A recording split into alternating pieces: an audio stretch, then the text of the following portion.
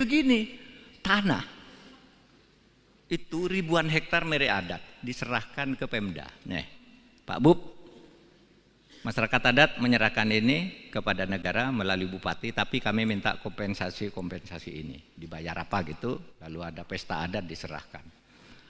Beberapa tahun kemudian tanah itu sudah beralih ke pejabat-pejabat. Kepala daerah, istrinya kepala daerah, saudaranya kepala daerah, DPRD, kejaksaan, BPN, itu sudah dapat dibagi. Dicuri itu tanah negara. Nah, lalu kemudian ada laporan dari masyarakat. Loh, tanah itu mana yang diserahkan oleh masyarakat ke Pemda itu? Sesudah dilihat, loh, tidak ada, tanah itu sudah terbagi ke dalam sertifikat. Ajukan ke pengadilan. Diajukan ke pengadilan. Tahu enggak? Di pengadilan itu diputus oleh hakim, itu bukan korupsi. Padahal itu tanah dari rakyat untuk pemerintah.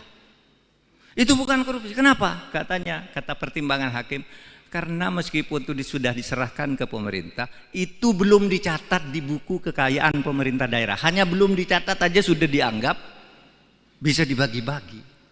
Sehingga oleh hakim itu dikatakan, oh itu bukan korupsi. Silakan urus keperdataannya. Berapa sertifikat?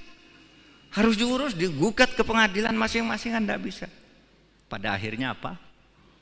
Naik di Mahkamah Agung, dibenarkan bahwa itu harus segera dikembali, bahwa itu adalah tanah pemerintah yang belum dicatat. Oleh sebab itu segera catat. Semuanya yang dapat itu tidak secatat.